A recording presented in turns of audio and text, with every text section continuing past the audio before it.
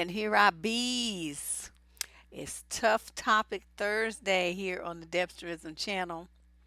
And this is definitely a tough topic that we're going to talk about tonight. Uh, those of you who are here regularly for What the Fuck Tuesday know what I'm talking about. With some of the letters that we've been getting in over the past few months, it's become very obvious that there are a lot of women that are addicted to some toxic relationships. They're addicted to toxic men. The stuff that they write about and how they want to try to save the relationship is just unbelievable to me. I like they're like, oh, I've been in this relationship for 5 years. I've been dating him for 3 years, and it's like the stuff they put up with is complete bullshit. And, I just, anyway, that was the impetus for doing this show. Now, I've talked about negative kinds of relationships. I have a video here on narcissists and codependence, but it's each one of the videos, even though it's vaguely on the same topic, is a little bit different. So, tonight is going to focus on the women who really struggle. We're going to focus on that part, why they struggle with letting these relationships and these men go, and what might be the motivation behind it. So as we go through these things, if you see yourself, there's some work that you need to do. Sometimes this stuff is so deep that it's outside the scope of the help that I can provide to you, and I would suggest then that you get some professional counseling, because a lot of this stuff goes so deep, it's like inbred into you from childhood, and there's just neither you nor I are qualified to handle that by ourselves. So before we get started, let me take a moment to thank my moderators. We got Nerd Incognito Sue, and of course Lady Boss, was my oldest and most loyalist and been around foreverest uh, moderator, who found me. I didn't find her; she found me, and she just really just made such a difference in this show and in my life. So, girlfriend, I just got to give you your props, because it's a lot of the stuff that I do. I couldn't do it without her assistance. So, yeah, everybody's in the house. I see, the numbers are climbing. Robin talking about run.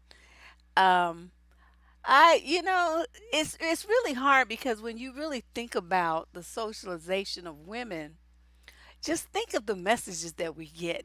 Like, if the first thing, if you have a relationship that starts falling apart, what happens? Don't you get blamed for it? You know, you don't know how to get a man. You don't know how to keep a man. It's something you ain't doing right. That's why he cheats. You need to do this. You need to do that. Okay, it's never any kind of admonishment on him. Or it's like, why can't you just be a better boyfriend or husband? Why is it that you acting a zip damn fool? It's never that. It's always the responsibility for holding the relationship together, getting the relationship started, making it work. All of that is always put on women's shoulders. So if a woman has gotten that kind of socialization, that could also play a role in her determination to keep the relationship no matter what, because of the feeling of being a failure, and the shame involved from her circle of not the relationship of not working out, or of not being able to quote get a boyfriend at all. So I don't know. You think about, you have to prove your love. You have to, these have all these memes going around where, are you gonna be a die or what do they call it? Ride or die chick? Are you going to, can you love a broken man? Are you gonna prop him up? What about you building his ego? I mean, it's like all this stuff. It's like all this work is put on your shoulders. So when you think of it that way, really,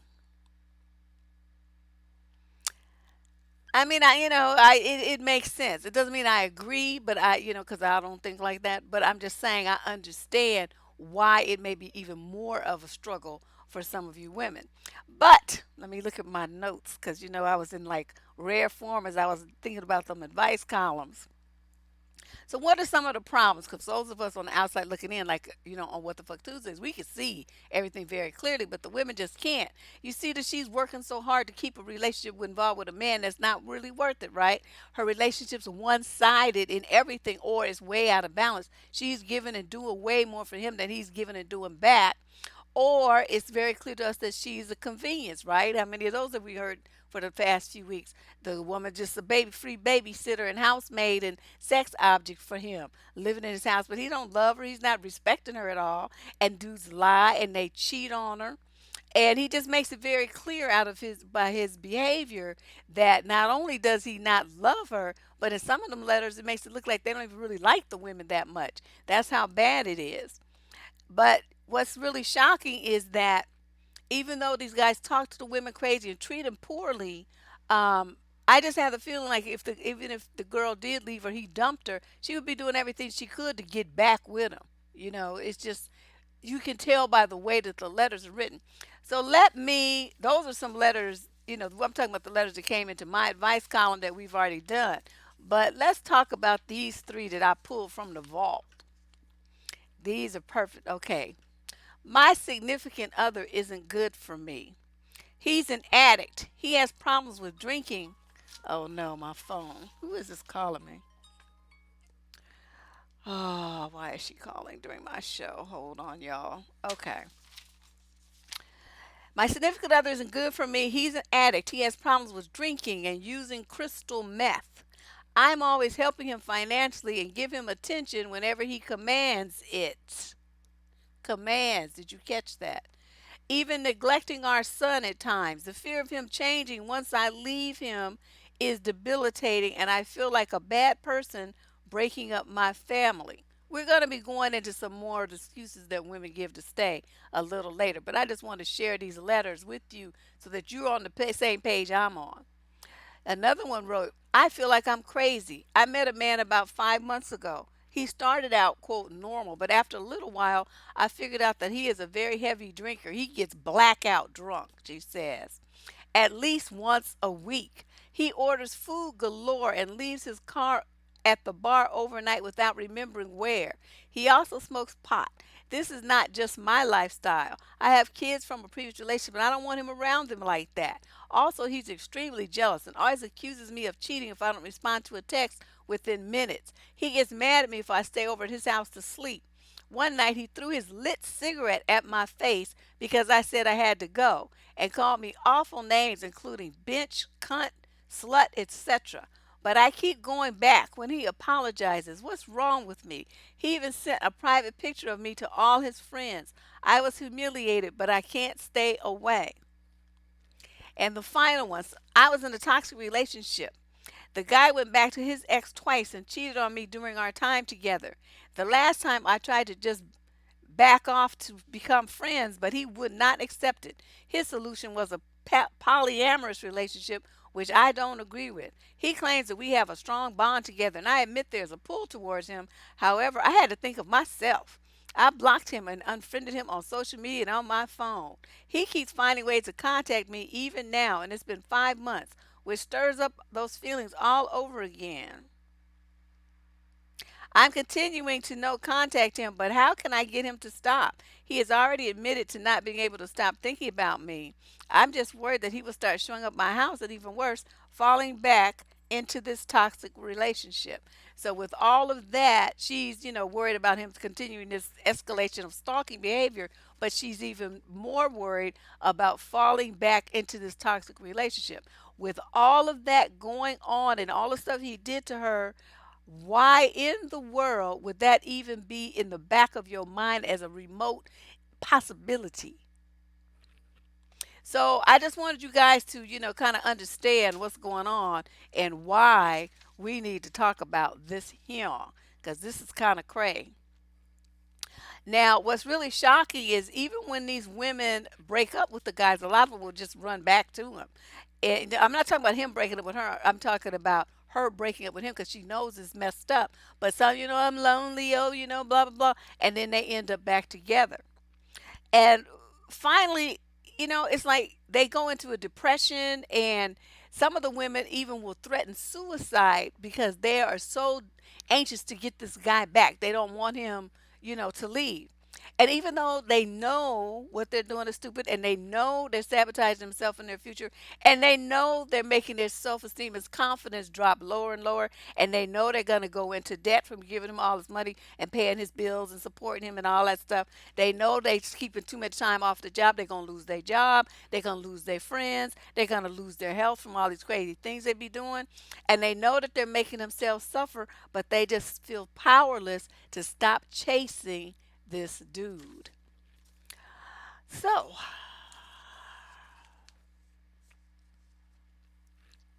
somebody got a word? Date a sociopath. Ah, and it's like to understand, I think most of us, you by the time you reach your 40s, you've had experience with relatives or friends or somebody who's, some kind of addict, some kind of they're alcoholic, they're some, they're a weed addict, they do coke head, I mean, meth head. I mean, we all know people who have those kinds of issues. Um, Yet most of them, do you know that? Hey, most of them have a relationship. I don't get it because you would be having shit with me. But the stuff, food is a big one. Tobacco, of course. People who can't stop smoking, liquor, and drugs. People can also become addicted to the ups and downs, the tense emotions of these kind of relationships that we're talking about tonight. And psychologists say that romantic love stimulates the same addictive neurological pathways as opiates and methamphetamines.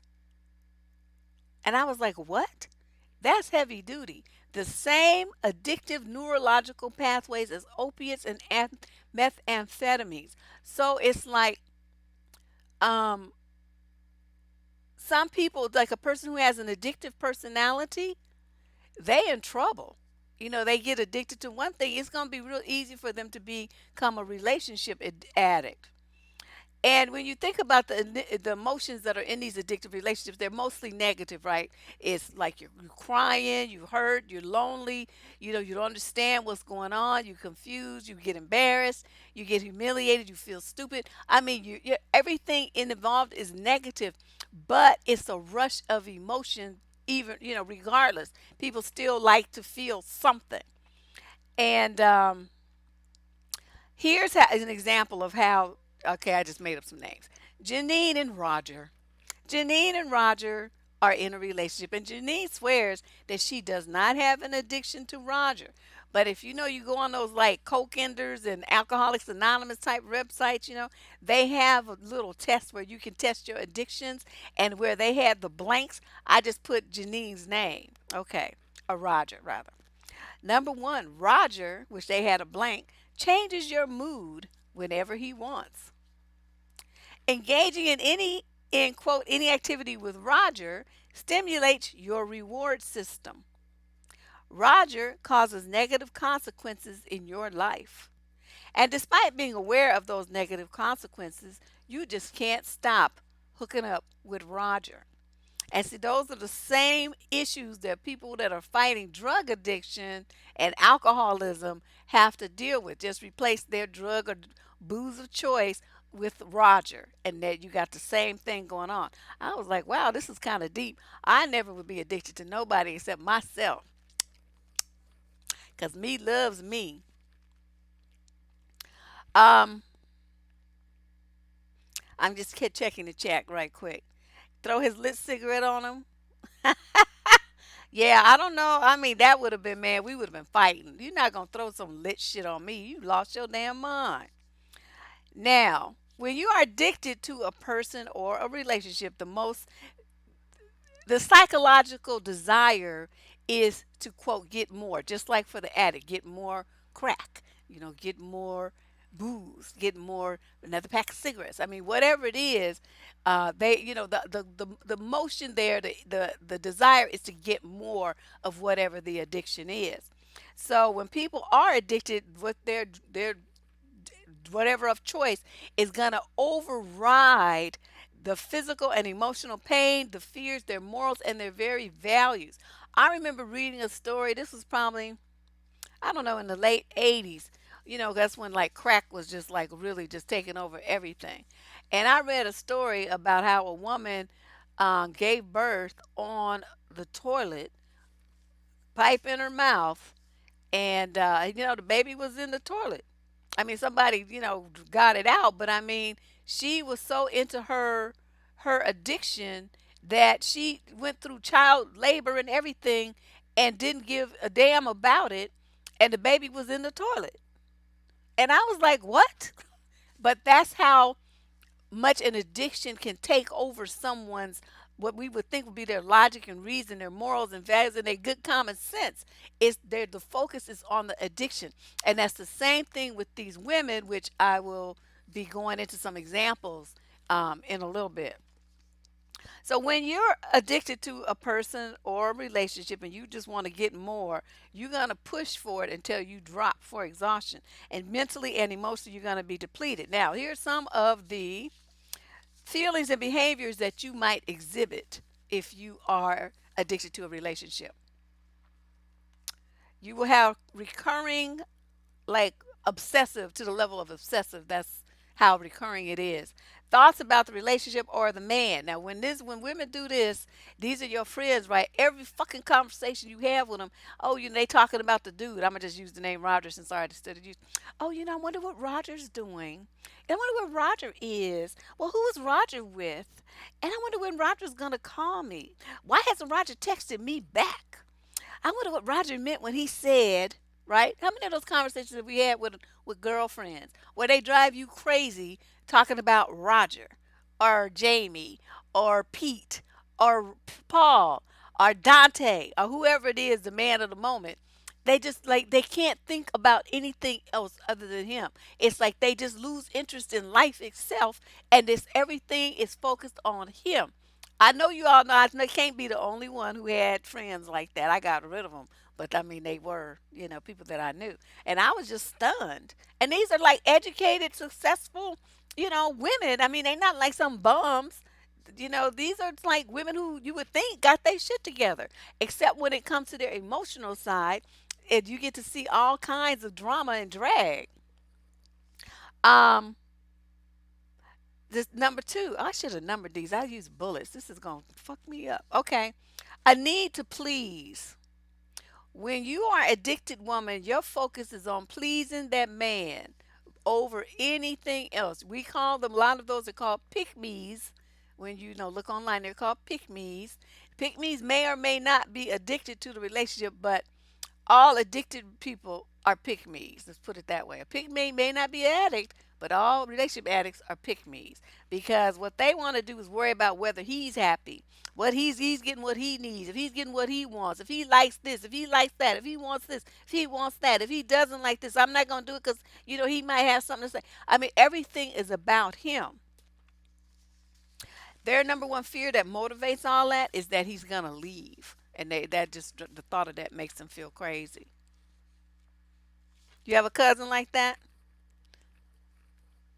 Yep. Oh, damn, on the first 48. Oh, let's hope not. Let's hope she doesn't go that far.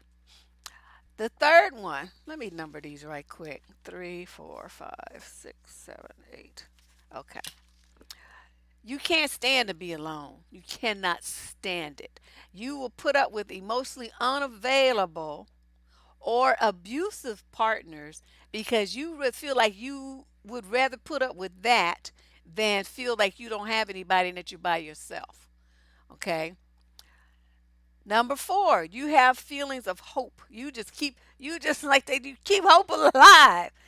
And you accept that, this relationship that you have is crap, is shit, but you hope that your love is going to change him.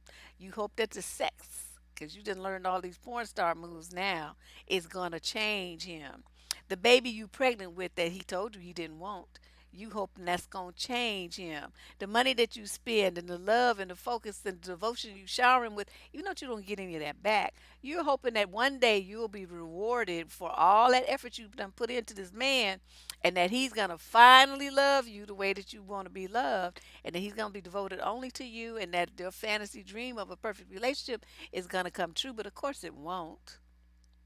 Number five, you live with anticipation. It's like this feeling of, what do they call, like when the other shoe is gonna drop. Okay, this is that kind of anticipation. And you don't have to admit, like, when you first get with somebody and the relationship is new, anticipation is part of it. That's what that build up to the I wonder where this is gonna go. He seems really nice. I wonder how, this and so there's a lot of fantasy and anticipation, when it's gonna be the first kiss, when it's gonna be the first, bedroom action, what is this gonna end up somewhere? Is this going somewhere? Could this be my future husband? Women gonna go all the way to the end of the road with it. But that is what that feeling of that curiosity and that desire for more to happen, that anticipation is what kind of gets relationships off the ground and separates it between just being a platonic friendship, to, somebody you really want to like get with and for the call at your man and all that stuff. So in a new relationship, there has to be some of that anticipation. However, these are people that be together for years and she's still got that wondering and that doubt and that trying to figure out what's going to happen next and is it going to be satisfactory or not. So she's still living in anticipation, you know, looking for something to happen. But at some point, though, a lot of women be like, fuck him. I'm tired of playing these stupid games, blah blah blah blah. But then if he calls or whatever, then they'll be right back in there. So it's just talk. Number six, waiting, waiting, waiting. Y'all spend a lot of time waiting for men that you supposed to be in a relationship with. I'm not talking about some dude you just met and it ain't shit jumped off yet. Because you should not be chasing him down. But okay, now you done dated dude, y'all decided that you a couple, right? That's supposed to be your man. You still waiting. You wait for him to call. You wait for him to respond to you. You wait for him to want to go somewhere with you. You ask him to go somewhere with him. You have to wait for him to decide if he's going to go or not. Oh, I'll get back to you, this and that. It's all this waiting. You're going to waiting for his attention. You waiting for his time. You wait for him to come over. You wait for him to invite you over. You wait for him to come back with your car. It's all this waiting, waiting, waiting. And what you really want is a man who's like Johnny on the spot, who says he's going to do something at a certain time or whatever, and then he's there doing it. But that's not what you get.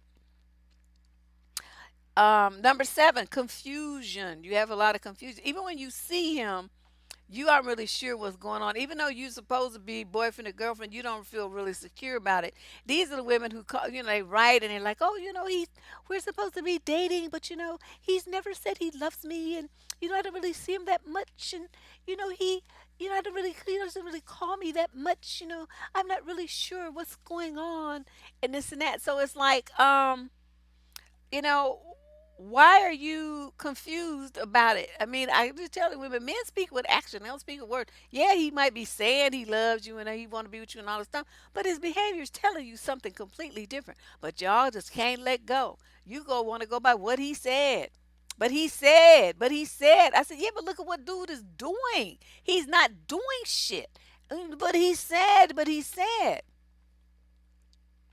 You just want to know, like why he gets mad, how he really feels. Is he mad at me? Why did he say that? And it's like you have all this angst and, this anxiety and stuff connected with your relationship. And it's not settled. It just feels really unstable. And yet you won't leave that alone. You won't say, look, I'm not down for this shit that you dishing out right here. This meal is not to my flavor. I'm not trying to be involved in a situation like this, not at my age. Deuces. But you guys don't do that.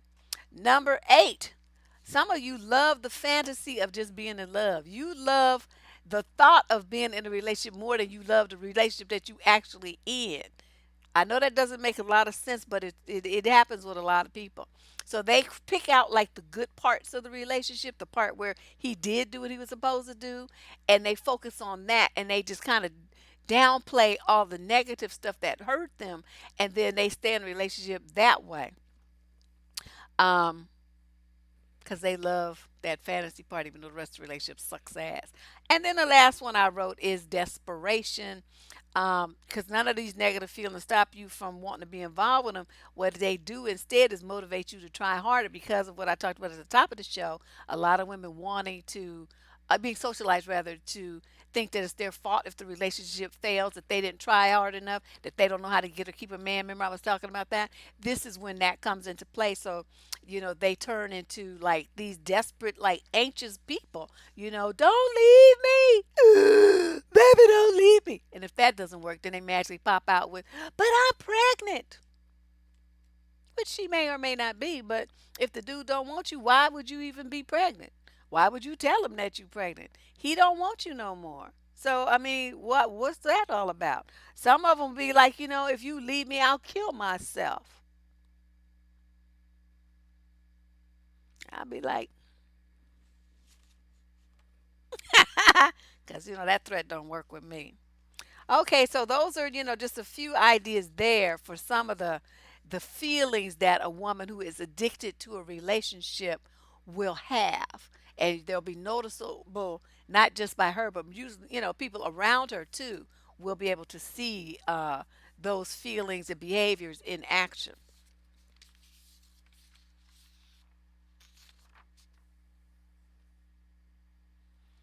To procrastinate and not take the action you need to, oh, without a doubt. Without a doubt. Um, And this is, because I was doing, was reading because I want to see what the latest research was on this kind of stuff. And this was the repetitive pattern from these different psychologists. I was reading this different studies and stuff that people, because I was looking at addiction, not about relationships, but addiction, period, the addiction process. Because to me, that's at the core of it. There are certain people that get addicted to things, and there are certain people who do not. I mean, there's people who use all kind of hard drugs a couple of times a year, whatever, and they're not addicted. They put it down and they going about their business. But it's others from that first, whatever, they crave it like a maniac. And that's those are addictive people. So I wanted to see what, the latest medical and psychological research was it on it. And in general, what they said in many of the studies was that people most prone to become addicted have to a relationship anyway, have a history of loss and abandonment by primary caregivers. Some also have a history of abusive relationships, or their parents modeled abusive relationships, and all that chaos and drama and stuff was in the house. A lot of screaming, fighting, throwing shit, and all that stuff. But basically, what that means is if you grew up in that kind of environment as a child, your needs for validation, your needs for love, your need for consistent affection and attention were not met. Your needs for emotional connectedness and a feeling of safety were not met by your parents or whoever was, raising you, grandparents, whatever. And you learn to substitute the feelings and excitement of trauma and drama instead of love and passion. And I'll go into that in a little bit. Because remember, what they were saying is that the receptors for are the same, whether it's from pain or whether it's from passion.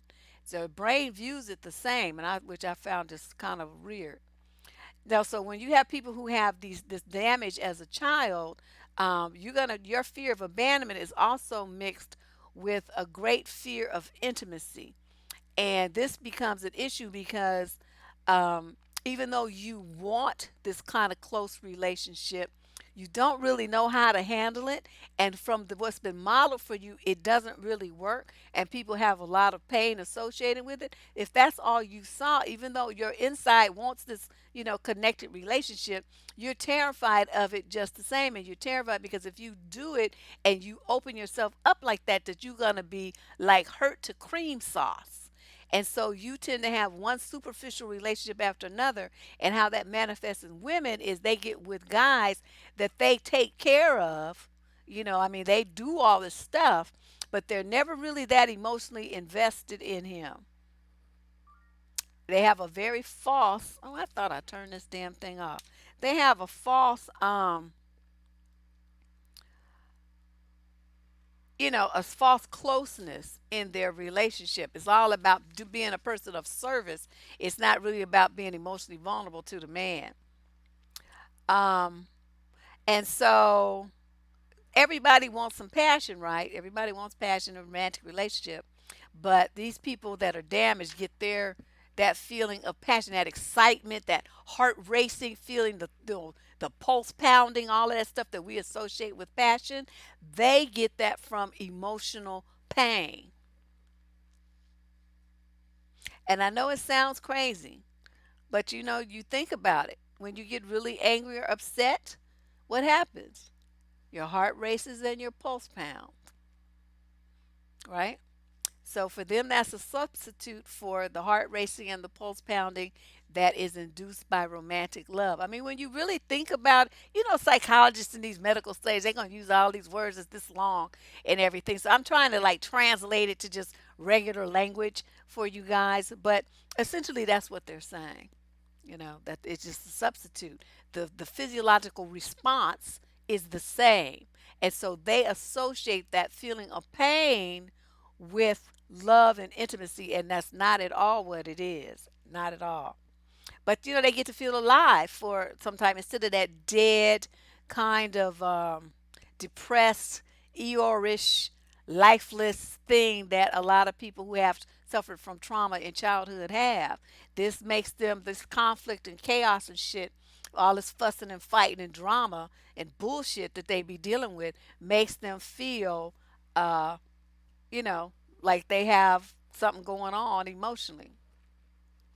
Now, let's go over some of the reasons that women give for staying in toxic relationships. Somebody mentioned in the chat that, they be looking for, looking for a explanation from the other side, why you did that and this and that, this and that. But, and that, from her point of view, it is just an excuse to stay in a relationship. That is absolutely right.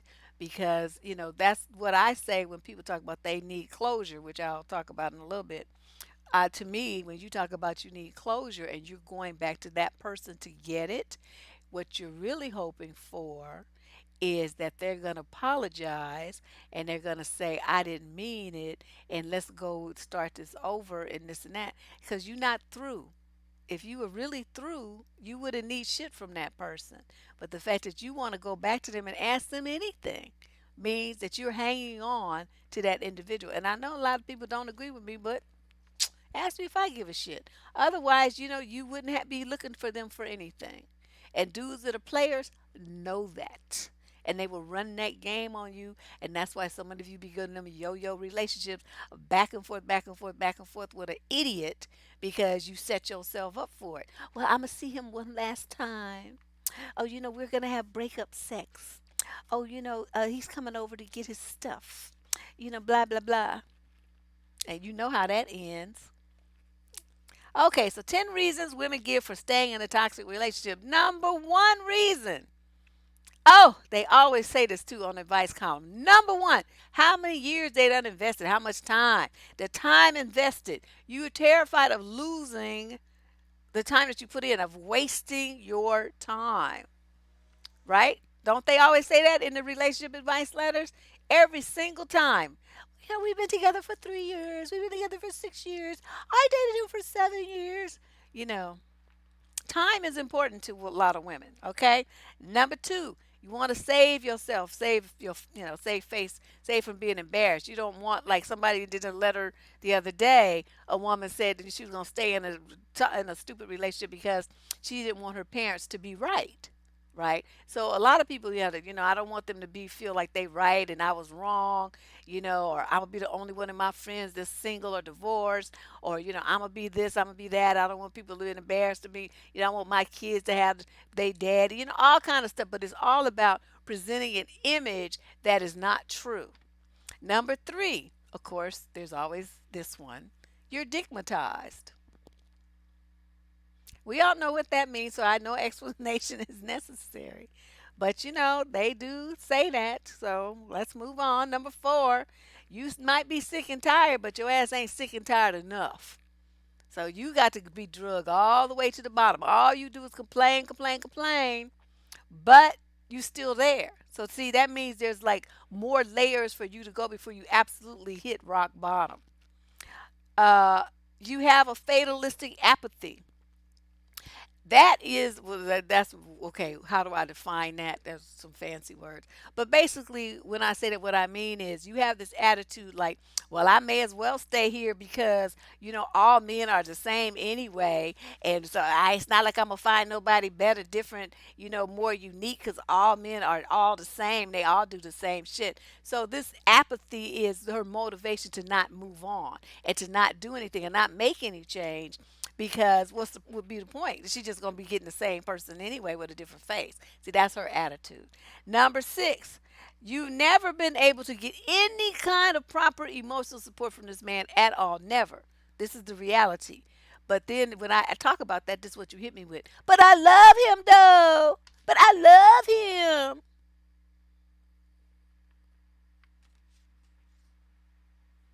Sigh.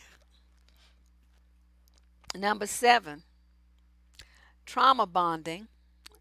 I will go into that in a little bit more in more depth. Number eight, you had a fear of the unknown, a fear of starting over. You feel that, even just the thought of leaving him, for a lot of you, you start to feel empty inside. You like damn near have a panic attack because you don't know, your whole life revolves around him. So for you to leave that, you would have to like find a new dream, a new life for yourself, a new way of being. And for many of you, you're living terror of that because you've never thought about just you being by yourself. A lot of these girls, they started in their teens and they just went from boyfriend to boyfriend, boyfriend to boyfriend, boyfriend to boyfriend. They've never really been by themselves, not for 1 minute. So you're feeling that feeling of emptiness, and you wouldn't know what to do with yourself unless you had was involved in a relationship. Number nine, you believe that someday he will magically change, like some little fairy's gonna come by and go ding, and he's gonna become magic morphed into this man that you always dreamed that he could be. Number 10, you believe that you cannot do without him because these guys feel some kind of need that you have. A lot of women are codependent. uh they may even be like have some kind of addiction, I mean outside of relationship addiction, to alcohol, drugs, or whatever, and that guy becomes their crutch. So they feel like without him they'll slide back into doing the drugs or being an alcohol or whatever it was they was doing that was negative. They feel like without him there to lean on and support them, and be with them, even if he's not really emotionally supportive, he's just he's physically there. And that is, it provides a level of comfort to them for some unknown reason. And then my bonus, I said 10, but this is the bonus reason, number 11. It's a subconscious reason, which I think a lot of women don't really think about. A lot of you have secret, you don't like yourself very much. Let me just put it that way. So you look for guys and you look for relationships and you look for situations where your negative opinion of yourself is going to be reinforced by what this man says to you and how he treats you. Like, okay, you think that you're, not the brightest pencil in the box, not sharpest pencil in the box, right? I'm so dumb, I'm so stupid, and these women say that stuff to themselves. So you believe that about yourself, right? So when you have a guy that says, you're so smart, you don't believe him. You feel like he's lying to you. So you get a guy who says, "Oh, you just a dumb bitch. I never met anybody stupid as you." Okay, that validates your negative opinion of yourself, and you're comfortable with that. And so you choose that guy versus the one who sees you as a wonderful, intelligent woman. You can't handle that. So you pick the guy who validates your negative perception of yourself. You pick people that's going to bring your self-esteem down even lower than what it is. And I think sometimes you don't really be thinking about why you choose the man you do and how he makes you feel, but that is a subconscious reason for many of you. You don't really like yourself very much, and you just a guy that reinforces and validates that, that's the man that you choose.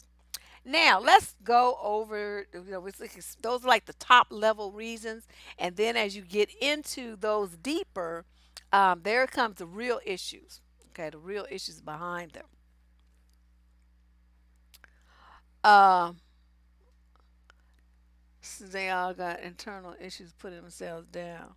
Yeah, and see that's why I said at the top of the show, Leandra, that a lot of these issues that women have, it's outside the scope of what I can do here. I mean, my role in this show is to kind of give you some thoughts, things to think about, and see if you fit this thing. If this is your behavior pattern, this is your lifestyle choice, or these relationships that you've been involving yourself in. But if you have these issues from childhood, neither of us is qualified to work those out. Obviously, you've had them all your life. If you was gonna fix it, you would have by now.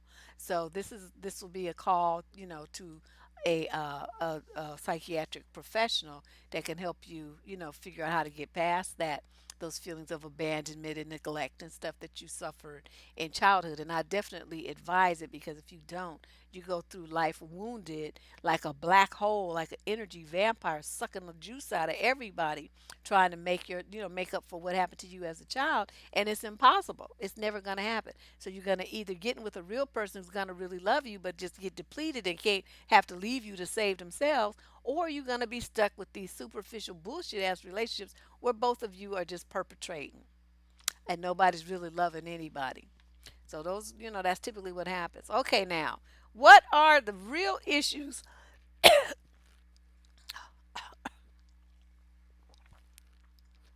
behind um those reasons that I set out above? Number one, you live in denial.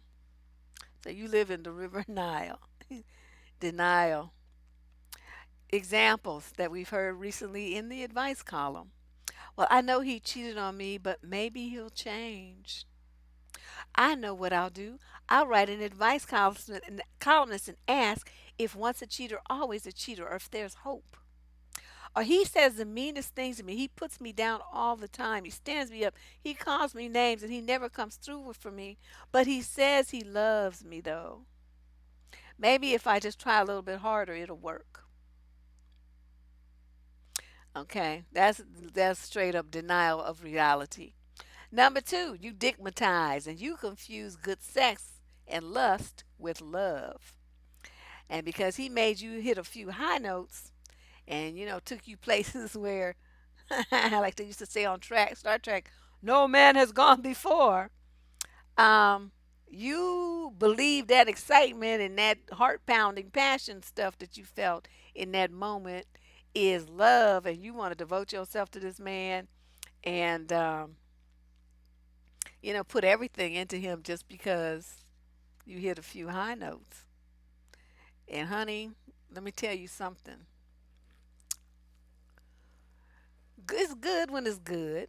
This is my aside. It's good when it's good, but as men get older, then some of them, they tend to get better. So you meet this one, is good. You meet this one, he's better. You meet this one, he's great. You meet this one, it's like, oh my God. And you meet the next one, it's like, oh my Jesus Christ. And then it's like, oh, I mean, you know what I mean? Why stop at one? That's my own personal motto. All right. Number three, you look for men that have issues. A lot of you do that. You go out and you try to find the most busted, broke down piece of shit, ain't got shit, ain't about shit man that you can find. And then you bring them in your house. And like that lady was talking about the other night, the men, looking on, women rather, looking on prisoner websites for a man to date. A convict. Okay, what are you doing? You want to help them. You put on your cape like your ass is Supergirl or some shit. You want men that are unstable, that have drama filled, that have drunks, druggies, and emotional wrecks. Because you get bored with stable, normal dudes. You just can't, you know. He's consistent. He loves you. He lets it be known. He's there when he says he's gonna be there. Oh, he's so boring. He boring. That's what you say. Number four, you're trauma bonded. Now I mentioned trauma bonding is one of the top 10 reasons. And what does that mean? You bonded to your emotional abuser. Now, when you think about bonding, basically it's a biological process where two people get close to each other and feel attached to each other emotionally, mentally, physically, whatever, because of a shared positive experience. Anyway, it's supposed to be a shared positive experience. Like a mother, right? She gives birth to her baby. She's holding the baby. It's like her little baby. And she nursed the little baby. She pat the little baby up. She rocked the little baby. She sing to the little baby. Baby cried. Mama picked the baby up and shush it and stuff. Okay, all those behaviors are bonding that mother and child together. That's why even when people are, they have a what you call a surrogate mother or they adopt, you still can bond in that way. You don't have to carry the child. You can bond still because of that shared closeness and that, that you share as a parent and child. Um, Siblings and best friends can bond too. That's right. I thought of this. You can bond with other people. You share experiences with them and you communicate, you talk, you laugh, you have a few drinks. For kids, they play together, they grew up in diapers together, they playmates, whatever. They're like, what we used to call play sister and play brother. And those people are bonded. So, when we think of bonding, it's usually something good. But trauma bonding is relationship created by negative experiences. So you become bonded with those people, but it's through abuse, physical or mental or emotional abuse, and between the victim and the abuser. And that's why it's called trauma bonding, because it's not positive at all. Number five, you romanticize bullshit. Now, these are the women that's like, love is supposed to hurt, love is pain. And they actually say that they believe that. And I'm just like amazed. I'm like, no, we ain't doing that. And they feel like, that you're supposed to suffer sometimes in your relationships. Otherwise, it's not a real relationship. And they think, again, that a calm relationship is boring. And, normal couples might disagree. They could love each other and they might disagree even a lot. But they work it out and it's not like, a vicious fight and, people being called names and all that kind of stuff. It's very respectful. But if you have a relationship where you say stuff like, I do everything for him and all he does is take me out for my birthday once a year. Oh, and then one time he did buy me flowers too. But it's hard for him because his ex cheated on him. So he doesn't trust women. So, you're going to try to come in and make it better for him. See, that's what I call romanticizing bullshit. What you doing? He done told you he can't trust you and he's not going to trust you because you a woman, even though he got some bullshit ass excuse about some ex. But, instead of you saying sending him on his way or to see the near shrink, you want to try to think you're going to Florence Nightingale fix him or something. All right. Number six, you play let's make a deal with yourself. You think, well, we can just be friends even if he wants to see other people. I'll see other people too. That's just not what you want. But here you go, playing this let's make a deal because you don't want to lose him. Or, I can see other people too, and we can just have sex. Or I need closure. If I see him one more time, then I can move on. And this is what I was talking about. Just gives him an opportunity to lay his smack down, talk his sweet talk, hit it a time or two where you thinking that you all gonna get back together. It's just a booty call for him. And then he's out again. And he can put you through that cycle 20 times before you finally get it. Number seven, you feel like you're on an emotional roller coaster. First, he does all the right things, right? He makes all these promises, he says all this stuff. He just like doing the major seduction routine. And so you feel like you on this romantic high. You done hit the jackpot. You in super love with a capital L. And then he'll say or do something really stupid or hurt you, and then you start feeling the pain and the frustration. So you're going yeah, yeah, yeah, yeah, yeah, yeah, emotionally behind this man. And so then he'll do something, to try to fix it, and then you feel good again. And then he'll do something stupid or hurtful or cheat on you or lie to you something, and then you hurt again. And y'all just stay on this roller coaster of this all kinds of fucked up relationship. I don't understand it. But that's a typical behavior part pattern of a woman who is addicted to a relationship. Number 8, you never get what you want. You never get what you want out the relationship, but you just cannot leave it. I remember we had a letter a few months ago where a young lady was with this guy, right, and she wanted like to live in a house so that she could have a dog and a backyard and grow flowers and all this stuff. And her boyfriend didn't want to live in a house; he wanted to live in like a high-rise condo. So guess what? They lived in a high-rise condo, and she wanted a dog. He didn't want a dog; he wanted a cat. So guess what? When they moved in the condo, they got a cat. And he's like every single thing that she wrote about in the letter that she wanted, like marriage. Well, he didn't see any reason for that. So she's living with a man she didn't want to, she wanted to be married to, not shacking up with. She didn't want to be in a high rise kind of. She wanted to be in a house where she had a yard and dirt and grass and stuff that she could, feel good about. And so she wasn't getting anything that she wanted in this relationship at all. And then she writes me, and I'm like, well, why are you still there? What's in it for you? So this is an example of someone addicted to a relationship. Even though she was miserable, she didn't have any thought of leaving. Um, so it's like you compromise, he never compromised. Number 9, your relationship has abuse. Emotional abuse, physical abuse, verbal abuse, what financial abuse, some kind of abuse is going on, and you know it, and you talk about it, and you're very aware of it. You don't like it, but yet you stay. Number 10, you ignore the reality that with him you feel sad and anxious more often than you do happy. Because he lies to you, you catch him.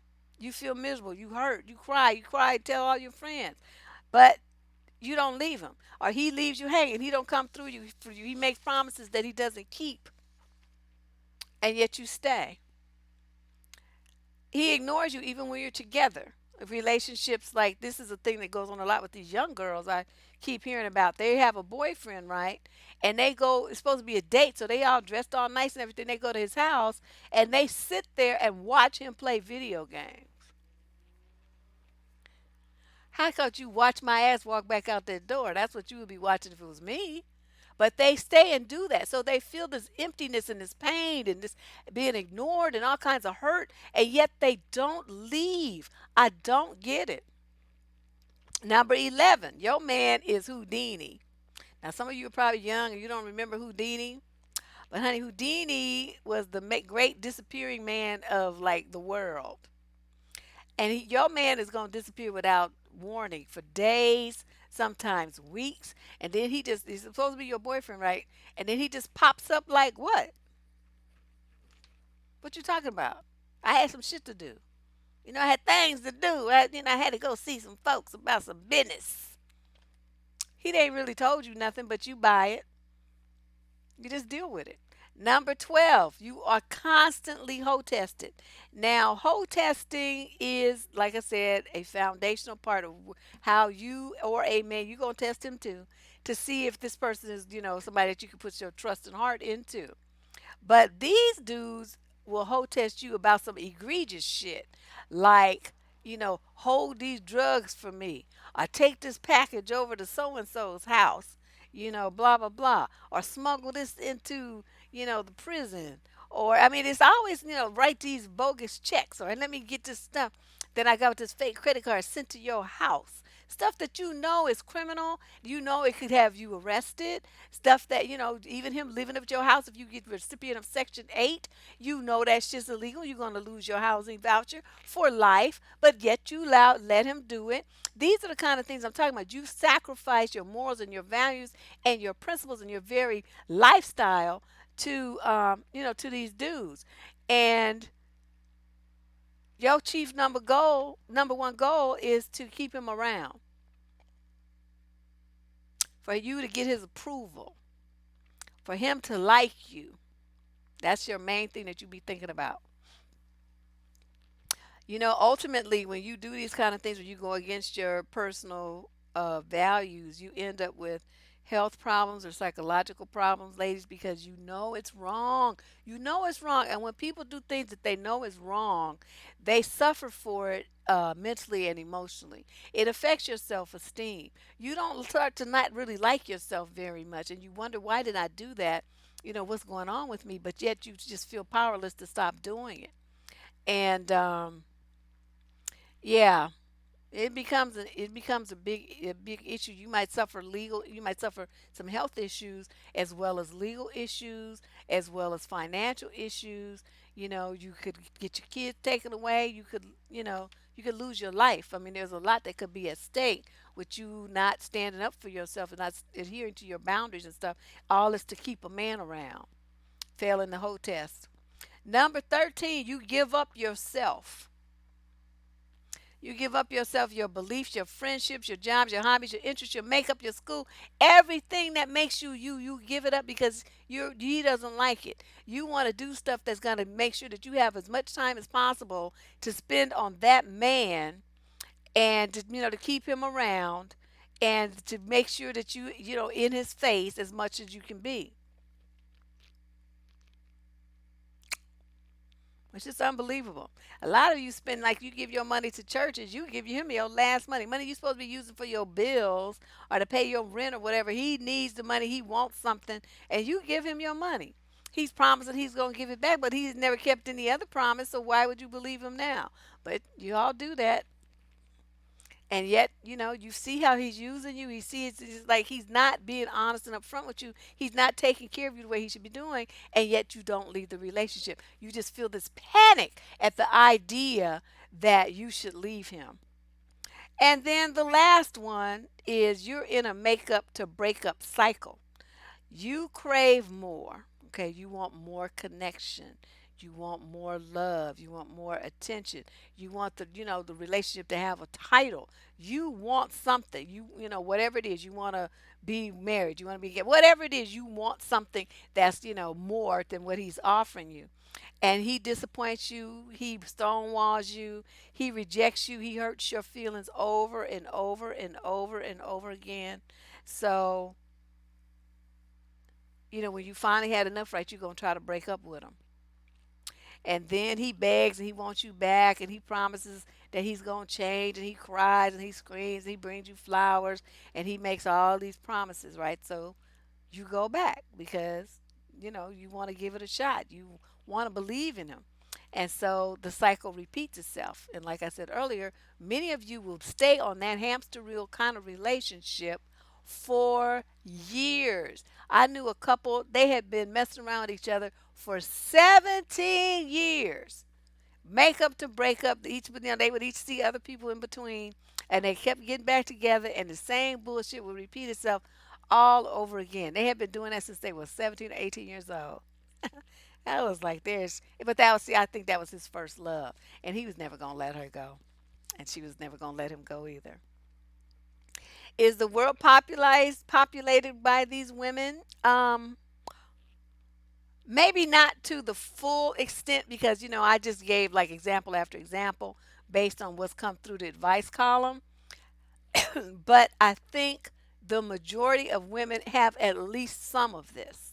Because even if, like in our series, the new series that we're doing about how I changed my life, a lot, those women admitted that that was their socialization, to get married and have children, and, to be the quote good girl and all this kind of stuff.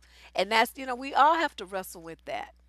And so, if you have that feeling that, your role as a woman is to be with the man and to make a man happy and to be his wife and suck up to him and submit to him and all this other shit that women get told to be and say and do for men, then you're going to struggle with a lot of these issues just on that alone. And then if you couple that with, a damaged childhood and, fractured relationship with people that are supposed to be your caregivers, these women have a double whammy. And so it's not like they can't get over it. I'm not saying they can't, but what they're up against a lot. And that's why I keep repeating, if you see yourself here and you keep involving yourself repetitively in these types of relationships, please get some help. You need some professional help. I can't do that for you. I mean, that would be, quote, practicing medicine, which I don't know in other states, but here in the state of California, unless you are a licensed counselor, you have your certificates and your master's degree in psychology, and you got your state license, and you pay your fees and all this old stuff.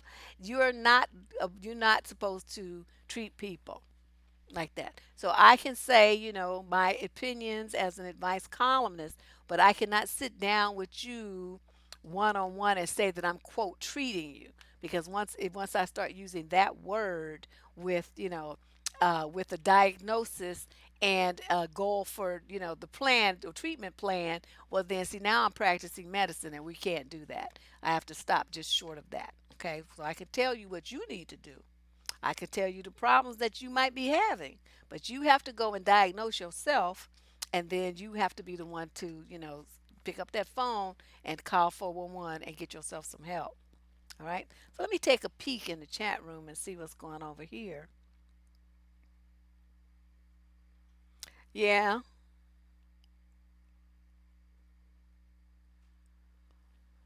you deal with accused of abused women. Yeah, yeah, it does create trauma. Thanks, Sue, for that. It does. Because if they search it, they don't have one, and they feel really like really bad.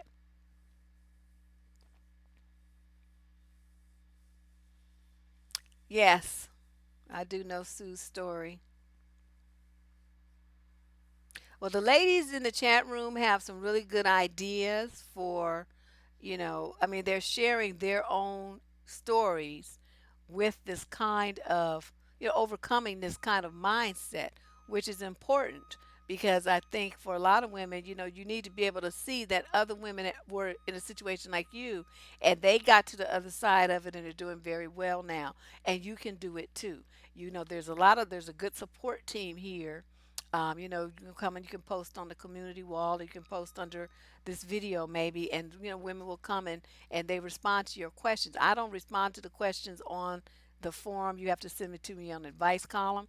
But a lot, the other ladies will, and they'll share their stories with you and give you some ideas for how they, manage to make it to the other side of this kind of relationship trauma, and that might really help some of you.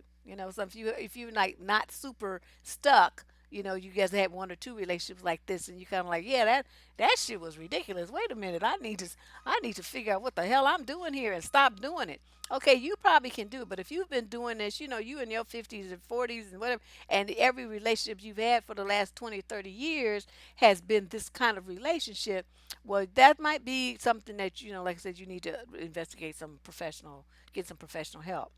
So,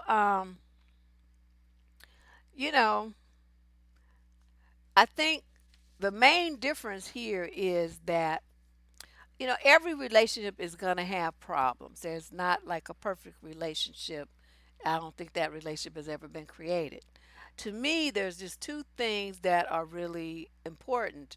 One is if you have a very healthy relationship with someone, you're gonna resolve your conflicts well. You're gonna be able to talk to each other in a way that that brings the problems into focus. Both of you share your ideas. One idea might be better than the other. You roll with that. Maybe a combination of the two, so you compromise.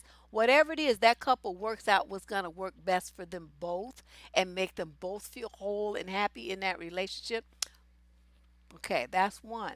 The other thing that's important about this is in the event that you do have these kind of recurring issues in your relationships and you find that this is the way that you've been living your life, you got to understand that when a woman has a healthy relationship with herself, she won't have any problem with cutting that guy loose because her relationship, she feels like she owes herself, uh, self respect and good treatment and to love herself and to honor her needs. But when you have a woman who has been damaged and thinks that a man is more important than her or a relationship, keep a relationship at any cost, even if it costs her herself, is her number one goal. Well, she's going to put up with a whole bunch of bullshit and end up even more depleted and more damaged. Every time you have one of those kind of relationships, it's going to just bring you down a little bit more, a little bit more, a little bit more. And that is what I wanted to say, tonight about this kind of relationship. Just like I said, we've done this topic kind of before, but it was just different. This time I wanted to focus on what motivated you to do the things that you did, and then why you were doing them, and provide you with examples for how someone who is in this kind of relationship would behave and think. And so this, I think, makes it a little bit easier for people to figure out versus having to, understand some of the other things, of the other videos. But I will be linking to them though, so that you can, review all the videos that address this kind of subject matter on the channel. And but I think, by listening to all of them, maybe you can work out something that'll be a little bit, better for you. All right. So you learn how to cuss men out. I'm a bad influence. Bad Deborah. But shit, my thing, I think every woman needs to know how to cuss somebody out. I'm not saying you have to be as horrible as me, because I learned from my daddy, and he was like at a PhD in cussing. But I don't know. Sometimes, you just got to get gully. And all this, no, I really wish, or I would prefer that you listen, blah, blah, blah, blah. You can't talk to niggas like that. They gonna be looking at you crazy. Like, what's, what you talking about? You gotta be like, look here, nigga, look. Okay, bucking your eyes and doing the neck and the head thing and all of that stuff. Sisters be working that finger. I can, they be going like this. I be cracking up when I see it. I could, if I was a dude and woman cuss me out, I'd be on the floor laughing. But that's what happens, and that's what I think people need to know. How they need to have them talents and skills, and not just you sisters, you white girls too. Everybody, all women need to know how to cuss a motherfucker out real good. I don't know if y'all don't care what language you cuss them out in either. Just get your skill set, get your words together, and you speaking Korean or Japanese or whatever it is, you know how to say motherfucker in whatever language you speak. I'm sure there's some kind of variation of a theme on in that language. So, that's what I'm talking about. So let's see. What do we got coming up? Oh, okay. On Saturday, I have to do some more interviews, but tomorrow I'm going to edit another one of the videos and put it up, the change in my life. And then on Saturday, I have to do 3 or 4 interviews. I forget which, of some more ladies. So you see, they kind of backing up on me. I'm gonna have to get my act together. And then next Wednesday is the interview on manhood, and my moderators, I'm so sorry. I hope somebody, at least one person, could make it. I know it's not our usual day, but I know I had to go when he was available, and he's only available on Wednesday. So I had to do Wednesday. So we won't have Thursday next week. We'll have Wednesday instead. So we'll be doing two back to backs. What the fuck Tuesday, and then this interview with this guy on Wednesday, and we're going to be talking about manhood. And the approach I want him to take is to talk about manhood, because he's an older dude, and he's going to be talking about manhood from the male perspective, what it is, and what's missing in modern men. And he's also, because I want him to explain to young women from a male perspective, as if he were, as a father, because he's got 2 daughters, from a daddy's perspective, what is manhood and what is good enough for his girl. Okay, so some of you don't have a daddy. This will be a good thing for you to hear from a man who's old enough, and some of you, to be your dad, or could have been, whatever. But he's the father of 2 daughters, and so that's going to be the approach that he's going to take. So I think between that, it'll probably be an hour or so, and because I don't want to keep them too long. You guests be getting bored with you be talking too long. But I do want to try to make it punchy and get address those very very important topics. And then we'll figure out something to do for next Thursday. And everything here will be exciting as usual. If you have any ideas for topics that you want to submit to me, feel free to email me at survivingdating@gmail.com. Do not send your advice questions there, though. They need the advice form, which is linked in the show description down below, because there's some releases that you need to electronically sign. But ideas for topics, or you want to send me a meme or some crazy crap you found online for a future video, or you just want to shoot me an email to thank me, or whatever you want to do, it's survivingdating@gmail.com, and just send that on. But other than that, thanks you guys for coming. I want to thank my moderators for being the loyal, fabulous team that they are. They always got us sisters back, like 9,000. The new lady, Nerd Sue, and then the veteran, Lady Boss, all over things. So you guys come back and join me on the weekend. I'll post something up. We'll get together on the weekend too, probably Sunday. And then I'll see you then. This is Deb Cooper signing out. Bye bye.